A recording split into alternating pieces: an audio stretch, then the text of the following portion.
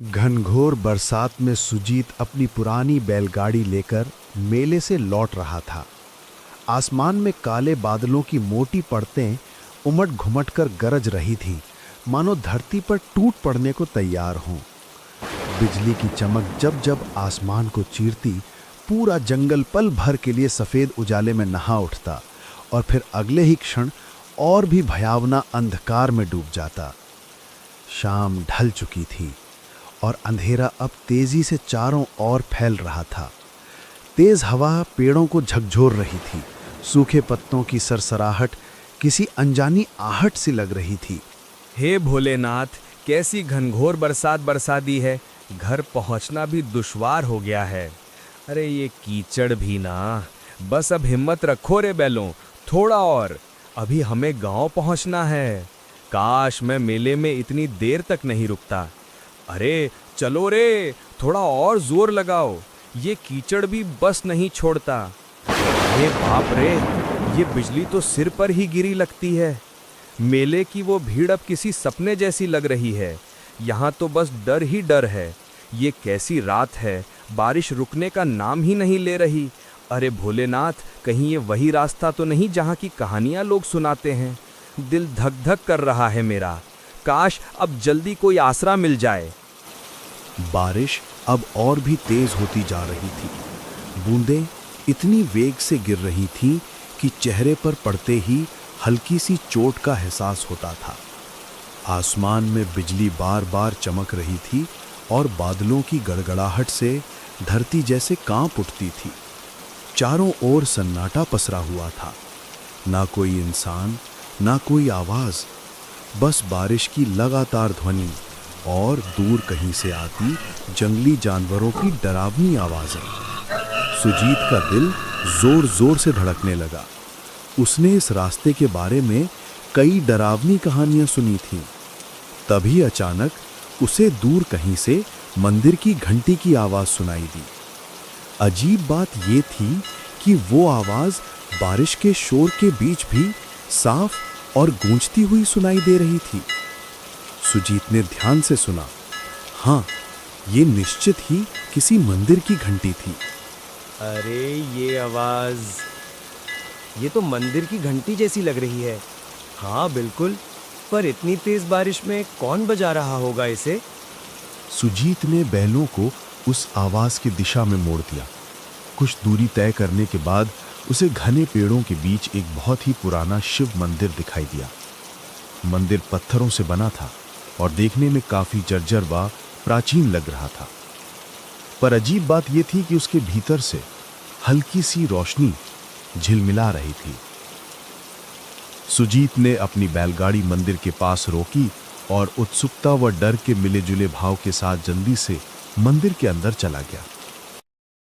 मंदिर बाहर से जितना पुराना लग रहा था, अंदर उतना ही स्वच्छ और शांत था। शिवलिंग के सामने अगरबत्तियां जल रही थीं और चारों ओर दूध और चंदन की हल्की सी खुशबू फैली हुई थी। ऐसा लग रहा था जैसे किसी ने अभी अभी पूजा की हो, मगर वहां कोई दिखाई नहीं दे रहा था। कोई है यहाँ? कृपया बाहर आइए, मैं रास्ता भटक गया हूँ। बारिश बहुत तेज हो रही है। रास्ता कीचड़ में डूब गया है। बैल भी थक गए हैं। अगर थोड़ी देर यहीं रुक जाऊं तो कोई आपत्ति तो नहीं? अजीब है, मंदिर में रोशनी जल रही है, अगरबत्तियां भी सुलगी हैं, फिर कोई दिख क्यों नहीं रहा? कुछ देर बाद मंदिर के पिछले वाले कमरे से एक वृद्धा साधु प्रकट हुए, जिन्होंने गेरुए वस्त्र धारण कर रखे थे। उनकी आंखों में गहरी शांति थी, पर चेहरे पर किसी गहरी चिंता की छाया साफ झलक रही थी। कौन हो तुम बेटा? इस तूफानी रात में यहाँ कैसे आ पहुँचे? महाराज, मैं पास के गांव से लौट रहा था। मेला देर तक चला गया, इसलिए देर हो गई। रास्ते में इतनी भयंकर बारिश शुरू हो गई कि कुछ सूझा ही नहीं। तभी मंदिर की घंटी की आवाज सुनी और यहाँ चला आया। वे कुछ क्षणों तक सुजीत को निहारते रहे, मौन और स्थिर। फिर धीरे धीरे शांत स्वर में बोले, इस समय जंगल में रुकना उचित नहीं है। ये जगह दिन में भले शांत लगे, पर रात में इसका रूप बदल जाता है। हर आवाज का यहाँ कोई ना कोई अर्थ होता है, और हर सन्नाटे में कोई छिपा हुआ स्वर। बेटा, अगर तुमने बाहर की घंटी सुनी है तो जान लो, वो हर किसी को नहीं बुलाती। मगर महाराज, आप कह रहे हैं कि वो घंटी हर किसी को नहीं बुलाती, इसका क्या मतलब है? साधु ने एक गहरी सांस ली। उनकी आंखों की शांति अब गंभीरता में बदल गई।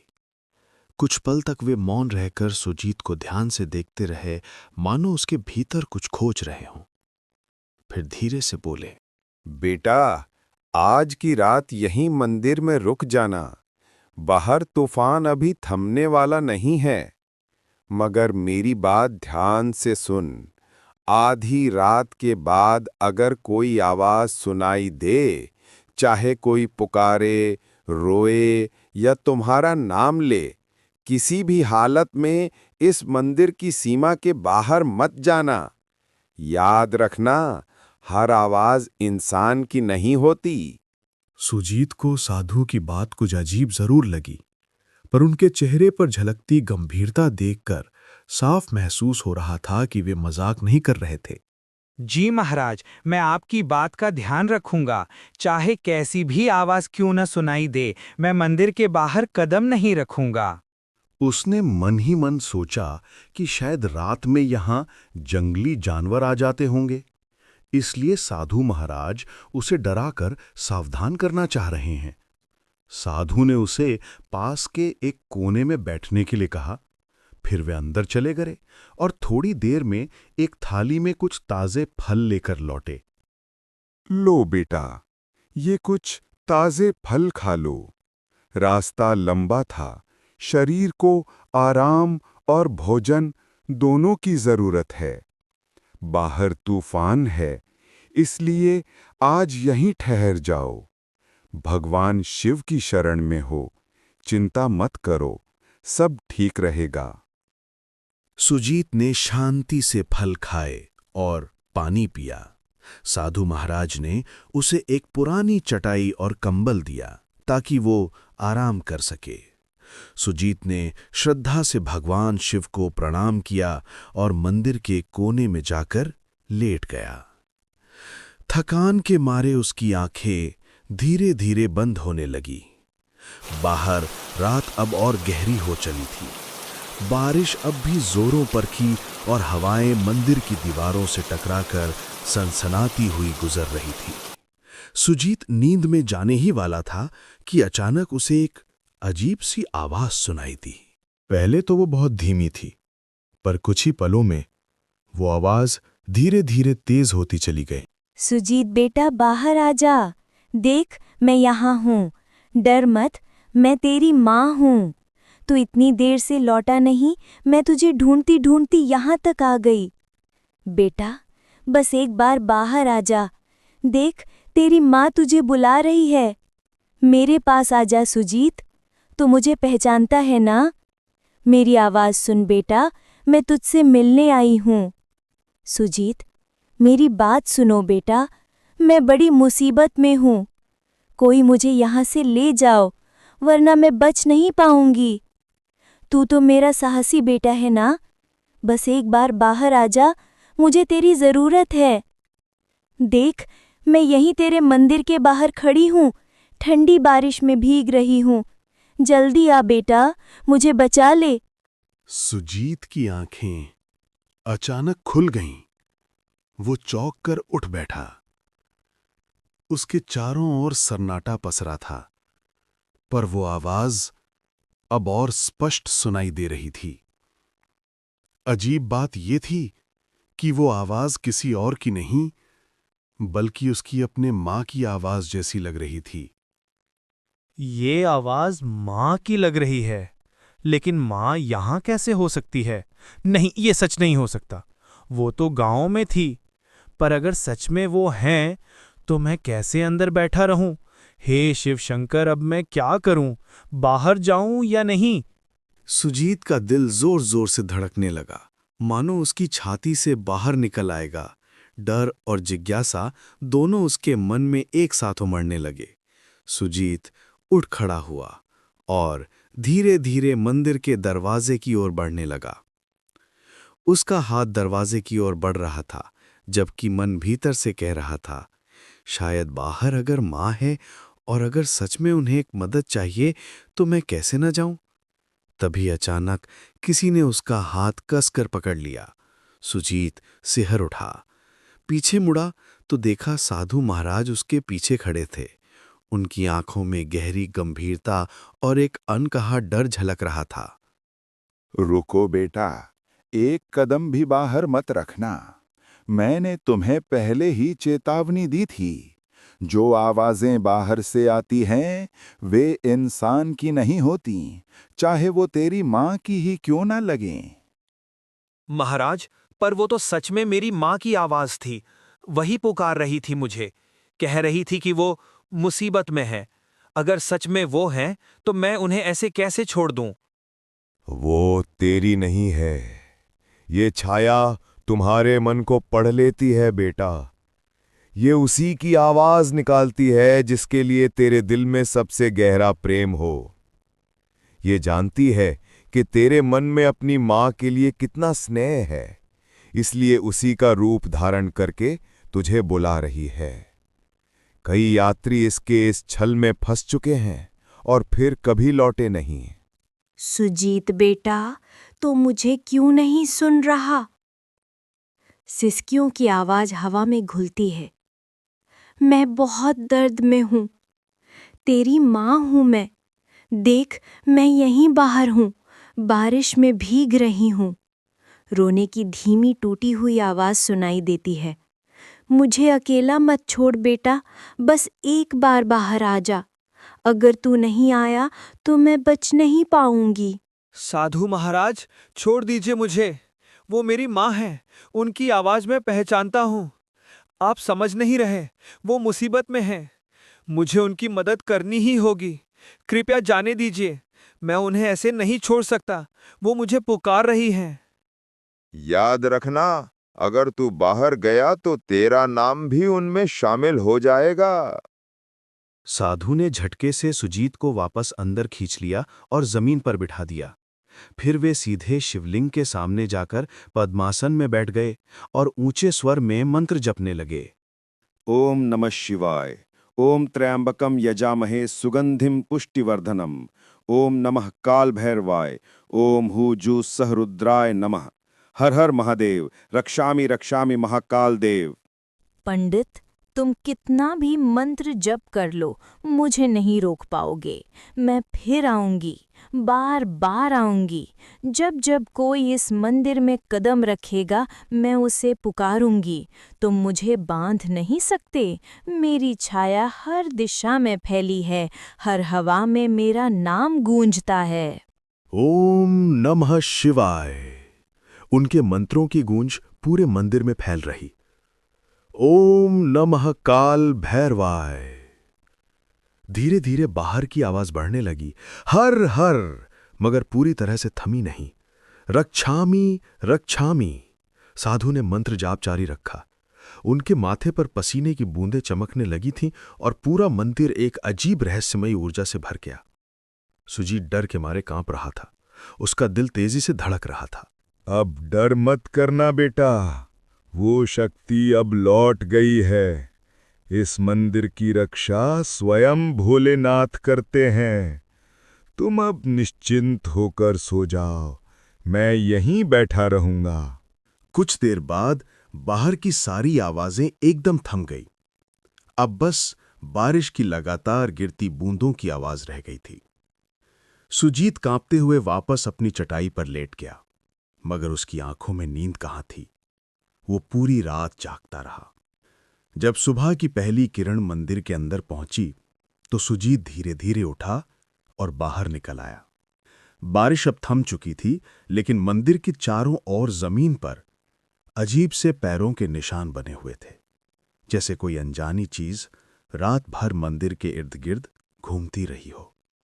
तभी साधु महाराज अपनी कुटिया से बाहर आए। उन्होंने चारों ओर देखा और गहरी सांस ली, मानो किसी लंबे संघर्ष के बाद राहत मिली हो। देख रहे हो बेटा, ये निशान, ये उसी छाया के हैं जो पूरी रात मंदिर के चारों ओर मंडराती रही। वो कोशिश कर रही थी कि तुम्हें बाहर खींच ले जाए, तुम्हारे मन के प्रेम का इस्तेमाल करके तुम्हें अपने जाल में फंसाए। पर भगवान शिव की कृपा से वो इस मंदिर की सीमा पार नहीं कर सकी। ये रेखाएं उसकी असफलता की निशानी है। वो अब भी मुक्ति नहीं पा सकी, इसलिए हर तूफानी रात में लौटती है किसी नए मन को बहकाने। महाराज, ये छाया आखिर कौन है? क्यों हर रात यहाँ आती है और क्यों मुझे अपनी माँ की आवाज में बुला रही थी? इसका क्या रहस्य है? इसकी पिछली कहानी क्या है? बेटा, ये छाया कोई साधारण आत्मा नहीं है। कभी ये भी एक इंसान थी, एक औरत जो अपने पति की मौत के बाद पागलपन की हद तक टूट गई थी। कहा जाता है कि वो अपने दुख में इतनी डूब गई कि उसे जीते जी शांति नहीं मिली। एक तूफानी रात में उसने इसी जंगल में अपनी जान दे दी। तभी से उसकी आत्मा इस जगह से बंध गई।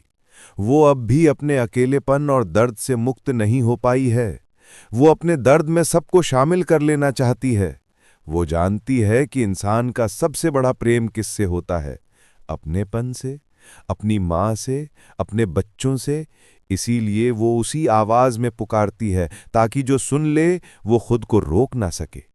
कई यात्री उस केस छलावे में फंस चुके हैं और फिर कभी लौटे नहीं। वही सब उसकी छाया में समा गए, उसी के दुख का हिस्सा बन गए। बेटा, अगर मैं तुम्हें रोका ना होता तो सुबह तक यहां तुम्हारे पैरों के भी निशान नहीं मिलते और तुम्हारे बैल वहीं के वहीं खड़े रह जाते। सुजीत के रोंगटे खड़े हो गए। सुजीत ने कांपते हाथों से साधु के चरण छुए। साधु महाराज, अगर आप मुझे नहीं रोकते तो पता नहीं मेरा क्या होता। साधु महाराज, आपने मेरी जान बचाई है। अगर आप ना होते तो आज मैं जिंदा नहीं होता। मैं आपका आजीवन ऋणी रहूंगा, इसे मैं कभी नहीं भूलूंगा। बेटा, मुझे नहीं, भगवान शिव को कहना। उन्हीं की कृपा से तुम आज सुरक्षित हो। याद रखना, उस छाया से बचने का एक ही उपाय है, श्रद्धा और विश्वास। ये दोनों कभी मत भूलना। सुजीत ने भगवान शंकर की मूर्ति के पास जाकर श्रद्धा से प्रणाम किया। फिर वो बाहर आकर अपनी बैलगाड़ी के पास पहुंचा। दोनों बैल सुरक्षित खड़े थे, जैसे रात की भयानक घटनाओं से अनजान हों। उसने बैलगाड़ी तैयार की, साधु महाराज को अंतिम प्रणाम किया और वहां से रवाना हो गया। रास्ते भर उसका मन उसी रात की घटनाओं में उलझा रहा। वो आवाज कितनी सच्ची, कितनी जीवंत लग रही थी। उसे एहसास हो रहा था कि अगर साधु महाराज ना होते तो शायद आज वो जिंदा ना होता। सुबह की सुनहरी धूप अब पेड़ों की पत्तियों पर चमक रही थी। दोपहर तक सुजीत अपने गांव पहुंच गया। घर पहुंचते ही उसकी नजर अपनी मां पर पड़ी। वो आंगन में बैठी अपने छोटे बेटे से हंसते हुए बातें कर रही थी। मां को कुछ नहीं हुआ था, वो बिल्कुल सुरक्षित थी। अरे, ये क्या हाल बना रखा है तूने सुजीत? कांप क्यों रहा है बेटा? कहीं रास्ते में कुछ हुआ क्या? बोल ना पगले, तू ठीक तो है ना? माँ, मैं बहुत डर गया था। रात भर तुम्हारी आवाज सुनाई देती रही, इतनी सच्ची, इतनी करीब, जैसे तुम मुझे बुला रही हो। मैंने सोचा तुम किसी मुसीबत में हो। अगर साधु महाराज मुझे ना रोकते तो शायद मैं आज तुम्हारे सामने ना होता। सुजीत ने अपनी मां को रात की सारी घटना बताई। उसकी बात सुनकर मां की आंखों में डर और हैरानी दोनों झलकने लगे। धीरे धीरे ये खबर पूरे गांव में फैल गई। सबको मालूम हो गया कि उस जंगल में रात के समय कुछ अनहोनी घटती है।